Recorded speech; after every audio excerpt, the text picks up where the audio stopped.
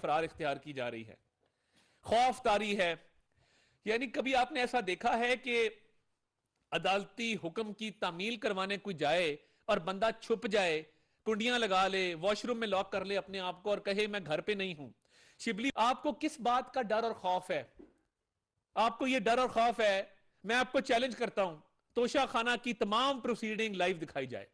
आप अदालत में तो आए, आके पेश तो हो, पता लगे कि आप में कितना दम है। मगर आज अगर आप पेश नहीं होते और अदालत हमें यह हुक्म करती है कि आपको पेश करवाना है, तो हम जो अदालत तारीख देगी उस पर इस बात को यकीनी बनाएंगे कि आप अदालत में पेश हों। फर्ज जुर्म तो आयद होनी है, मुकदमे ने तो आगे चलना है। आप रींग रींग के घसीट घसीट के फर्द जुर्म लगवाएं या इंसानों की तरह सीना तान के खड़े होकर फर्द जुर्म लगवाएं, यह आपकी मर्जी है। क्योंकि छोटे बच्चों को जब इंजेक्शन लगता है तो बड़ा रोते हैं, बड़ा डरते हैं। तो वो मैंने और राना सनाउल्लाह ने भी इसके लिए एक इंजेक्शन तैयार किया हुआ है। तो ये इसलिए डरता है, इसलिए रोता है, इसलिए चीखें मारता है, इसलिए अपने आप को बंद कर लेता है कि मुझे टीके से बड़ा डर लगता है, मुझे घर से मत निकालो। आज से 2 रोज कबल इसी कोर्ट के वारंट गिरफ्तारी की तामील करवाने इस्लामाबाद पुलिस गई थी। इस्लामाबाद पुलिस का ये मुकदमा नहीं है। जो इस्लामाबाद पुलिस को कहा गया वो कोर्ट का ऑर्डर था जिसकी तामील करवाने इस्लामाबाद पुलिस गई थी कि ये आपके वारंट हैं कि आपने 7 मार्च को इस्लामाबाद की सेशन कोर्ट में पेश होना है। अब सुबह से लेकर अब तक 2 बार उनके वकील साहब आए हैं और उन वकील साहब के पास वकालतनामा भी नहीं था। और जब उनसे पूछा गया कि आप किसके बिहाफ में, उन्होंने कहा जी मैं इमरान खान साहब का वकील हूं। हर पेशी पे एक तो वकील तब्दील हो जाता है। और 2 दफा उनसे पूछा गया तो उनके पास वकालतनामा नहीं था। किसी भी मुकदमे में जब फर्द जुर्म आयद होनी हो तो वकील ना सिर्फ अपना वकालतनामा जमा कराता है बल्कि मुलजिम को अदालत के रूबरू पेश भी करवाता है। तो अभी तक इमरान न्याजी साहब पेश नहीं हुए। वो एक शदीद डर और खौफ में मुब्तला है इन केसेस को लेकर। और जब इंसान अपने आप को यह तसल्ली देना शुरू कर दे कि यह मामूली केस है, तो फिर समझ लीजिए कि उसके अंदर इस केस का डर और खौफ बैठ चुका है।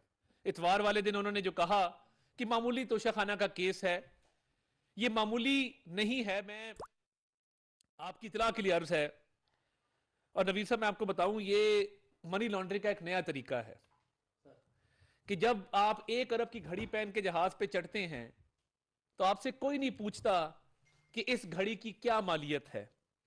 जब आप 50 करोड़ के ब्रेसलेट पहन के जहाज पे चढ़ते हैं, कोई इमिग्रेशन, कोई कस्टम्स, कोई कानून आपको पाबंद नहीं करता कि आपने जो चीज पहनी हुई है उसकी कीमत आप डिक्लेयर करें। इमरान न्याजी ने टेक्निकल मनी लॉन्ड्रिंग की और वो इस तरह की कि फरा गोगी जब बाहर जाती थी वो ये तोशा खाना के तहाइफ पहन के जाती थी। इनको इस तरह बेचा गया, हमने अपनी तहकीकात मुकम्मल कर ली। और ये टेक्निकल तरीका क्या है? यानी हुंडी हवाला से ना पैसा आ रहा है ना जा रहा है, ना कोई कैश के बक्से और कैश के जो है वो ब्रीफ केस जा रहे हैं। जा क्या रहा है? खातून टिकट ले रही है या प्राइवेट चार्टर्ड जेट इस्तेमाल कर रही है और अरबों रुपए के, करोड़ों रुपए के जेवरात पहनकर वो जहाज में सवार हो रही है। अब ये उसकी स्वाबदीद है कि वो जिस मुल्क भी जाए वो उस घड़ी को, वो उन ब्रेसलेट्स को, वो उन इयररिंग्स को कितने का बेचती है। जो मनी लॉन्ड्रिंग का एक रिंग चलाया गया वो इस पॉलिसी के तहत चलाया गया जिसमें कानूनी तौर पे इसको पकड़ना इतना आसान नहीं था। महीनों की तहकीकात के बाद यह बात सामने आई है कि जी इमरान न्याजी साहब जिस मुकदमे को मामूली कहते हैं इसमें अरबों रुपए की चोरी है, अंडर वैल्यूएशन है, और वो पैसा ब्लैक मार्केट में उन अशिया को बेच के अपने अकाउंट में भी जमा कराया गया और जाती इस्तेमाल में लाया गया। यह है तोशाखाना का केस।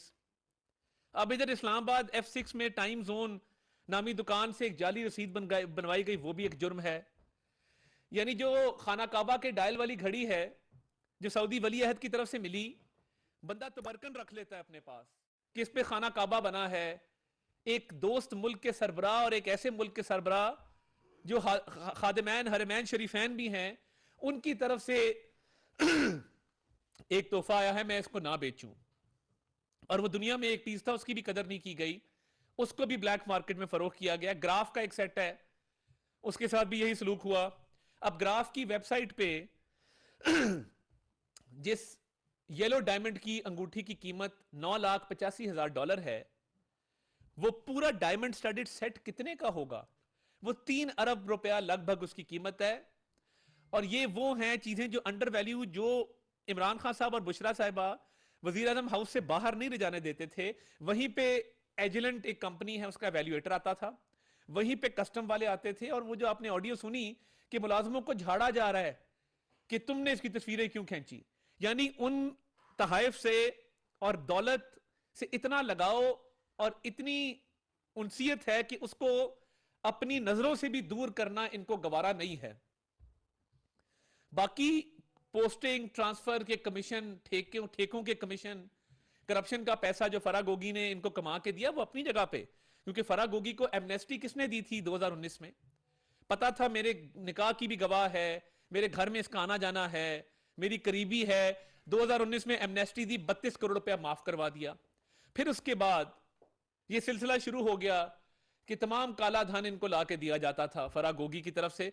अगर नहीं था तो फराह गोगी की सफाई इमरान खान ने टीवी पे क्यों दी कि फराह पब्लिक ऑफिस होल्डर नहीं है? नहीं है तो पाकिस्तान वापस लाया जाए, आके जवाब दे।